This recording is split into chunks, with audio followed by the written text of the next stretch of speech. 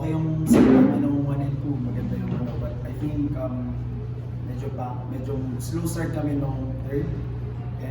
But because of their determination and nagkakaroon na rin kami ng gelling, na itawid namin yung third set. So thank you dun sa mga players namin na nag-push. Thank you, Coach. Says you're our best player of the game here. Nakatulong ka talaga sa paghabol ng Cherry in the third set. Your thoughts on the performance of the team and yourself then? Ako kasi, tiwala lang din ako kay Coach Iro nung pinapasok niya ako. And yung opportunity din na binigay sa akin. So, ginrab ko lang. And maganda yung laban kasi nasubukan yung floor defense namin. And sa net po, yung blocking namin. Thank you, Says. Ikaw, your thoughts on this match? Yun nga, nasabi din po ni Coach na slow start man, pero at least doon din natatest siguro yung character namin as a whole team. And ayun, nakakapit at napakita naman namin na ayaw talaga namin matalo sa match na. With the help of instruction syempre din ng coaches and each and every one of us yung effort. Thank you. The floor is open for questions. Sis, ano lang yung napag-uusapan niyo sa loob ng third set, lalo na down kayo ng 18-10? Papasok ko yung service ko. Yun siguro yung nasa utak ko na kailangan hindi ako mag-error. Kasi once na mag-error ako, mawawala yung momentum na nabigay sa akin. Yun yung nasa utak ko, and then pagka-serve, taga ako agad sa defense. I think ako naman yung kasi two spikers na kami sa harap eh. So, no choice si Ate Jazz kundi sa akin ibigay. So, ako naman, naghirap yung kasama ko, kailangan ako. May tawid ko yung pinaghirapan nila. So, yun lang yung pumasok sa isip ko nung third set. Coach, your thoughts lang yung sa performance ni Ces since off the bench siya eh. So, ba't nag-deliver talaga siya kung sa parang crunch time? I think I'll really give it to Princess. Kasi sana maging inspiration siya sa bawat teammates niya na pag halimbawa ipinasok. Meron sa nag-deliver yung readiness. So I think yung gano'n na iisipin namin yung club namin, which is our Cherry Tigo, more than ourselves. Kasi meron kaming goal ngayon eh. So we just have to stick sa goal namin, and ang ganda rin ng mga informations na nakukuha namin sa mga coaching staff namin. So I think we just have to deliver. Coach, update na po on my impact.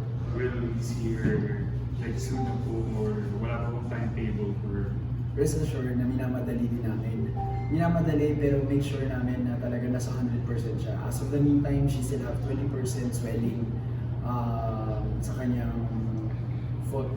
I'm not going to go to details, but rest assured, with the fire of my malaking tulong sa amin yun. And at the same time, we want to showcase also her talent dun sa mga fans and dun sa mga sumusuporta sa amin. I'll follow up on to Aya and Sis.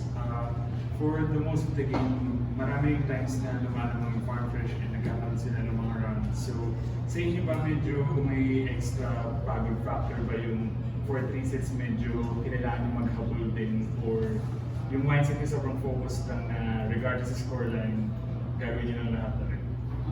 Sa akin, hindi pa naman 25 eh. So, walang magsistop hanggang wala pang 25. And yun nga, si Coach narinig din namin sa labas na pinupush kami na hanggang 25 nga dapat todo kami. Tsaka yun, sabi nga ni Ces, with the guidance ng coaches namin, kahit down kami, hindi kami napanghihinaan ng loob kasi sila nga parang ang dami nilang nakikita na pwedeng makatulong sa amin. So parang kami, we just need to like do our best individual at syempre mapakita din yung teamwork namin na nagagawa naman namin yun sa training. So kailangan lang talaga namin ilabas sa laro. Following up lang dun sa kasi sinabi niyo po, meron kayong goal for this conference. Baka pwede niyo po kami about that? Actually, everybody wants to step back, bumalik ulit sa finals. Pero siyempre, one year at a time. Pero may nakikita sa amin yung mga kailangan pa namin yun, kailangan pa namin talagang pagandahin. Pero our goal is really to play in the finals and definitely bring the crowd again. Yeah, it says yun nga, nagpapagaling kasi maybe alam naman natin na makalaking nawala. Ano lang magiging mindset yung dalawa habang nagpapagaling pa siya?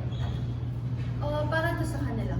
Hanggang wala pa sila, maglalaro kami para sa kanila. Hindi lang para sa sarili namin. Pero para din sa Cherry, sa bawat isa sa amin, kasi nga nagsasama-sama kami everyday, nakikita namin yung pagod at sacrifice ng bawat isa. So para din magkaroon ng parang magkaroon ng bunga yung lahat ng